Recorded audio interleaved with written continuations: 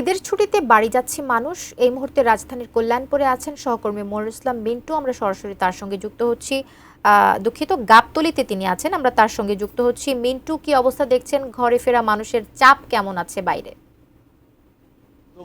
অন্য যারা তারা হয়তো জুম্মার পরে বিকেল বা সন্ধ্যার দিকে হয়তো অনেকে যাবেন, ফলে বলা যায় এখন গাবতলী বাস টার্মিনালে তেমন একটা চাপ নেই। তবে যে যারা অগ্রিম টিকিট কেটেছেন কিংবা পরিবহনগুলোতে সেইগুলোতে এবং সেই পরিবহনগুলো মোটামুটিভাবে বলা যায় শিডিউল অনুযায়ী ছেড়ে যাচ্ছে। হয়তো কোনো বাস হয়তো আধা ঘন্টা বা 1 ঘন্টা বিলম্ব হচ্ছে, এর বেশি খুব বেশি যে ঘন্টার পর ঘন্টা অপেক্ষা করতে হচ্ছে এমনটি নয়। আর কাউন্টারগুলোতে যারা রয়েছেন তারা বলছেন যে তারা যে যাত্রী প্রত্যাশা করেছিলেন সেই যাত্রী তারা পাচ্ছেন না, এবং কাউন্টার অনেকেই বলছেন যে যাত্রীর অভাবে তারা গাড়ি ছাড়তে পারছেন না, এমনটি তারা বলছেন। তবে কিছু কিছু পরিবহন যেগুলো একটু নামি দামি পরিবহন রয়েছে সেগুলোতে মোটামুটিভাবে যাত্রীর চাপ রয়েছে। আমরা একটা কাউন্টারের কথা বলতে চাই। টপার ননস্টিক কুকওয়্যারে 5 স্তরের ইউরোপিয়ান স্ট্যান্ডার্ড কোটিং থাকায় খাবার লেগে যায় না। শ্যামলী কাউন্টার, আপনাদের তো উত্তরাঞ্চলের বিভিন্ন জেলাগুলোতে আপনাদের গাড়িগুলো যায়, তো এবারে যাত্রী চাপ কম কেন, কি মনে হচ্ছে?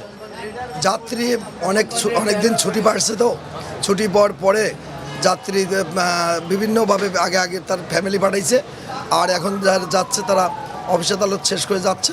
যাত্রী অনেক ছুটি পাওয়ার কারণে যাত্রীর সংখ্যা কম, যাত্রী বেশি ভালো যাচ্ছে না, সিটগুলোতে খালি আছে। এমনিতেই আসলে পদ্মা সেতু চালু হওয়ার পর থেকেই কিন্তু গাবতলীর যে আগের যে উপচে পড়া চাপ সেটি গত 2 বছরে কমে এসেছিল, কিন্তু এবার যেহেতু লম্বা একটা ছুটি এবং ভাগে ভাগে মানুষজন যেতে পেরেছেন, পরিবারকে আগে পাঠিয়ে দিয়েছেন, ফলে শেষ সময়ে এসে যাত্রীদের যে উপচে পড়া ভিড় থাকে সেটি এখন পর্যন্ত ঘটেনি।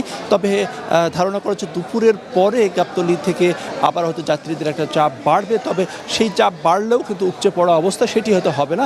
আর মহাসড়কের কথা যদি বলি ঢাকা থেকে টাঙ্গাইল হয়ে সিরাজগঞ্জ হয়ে বগুড়া, এই মহাসড়কে যানজটের তেমন খবর আমরা পাইনি। অন্যদিকে এই গাবতলী থেকে যদি পাটুরিয়া দৌলতদিয়া হয় এই রুটেও ফেরিতেও মোটামুটিভাবে স্বাভাবিক অবস্থা রয়েছে, খুব বেশি যে দুর্ভোগ পোহাতে হচ্ছে না। যারা আসতে চান তারা কিন্তু এই গাবতলী টার্মিনালে এসে তারা টিকিট কেটে কিন্তু বিভিন্ন গন্তব্যে যেতে পারছেন।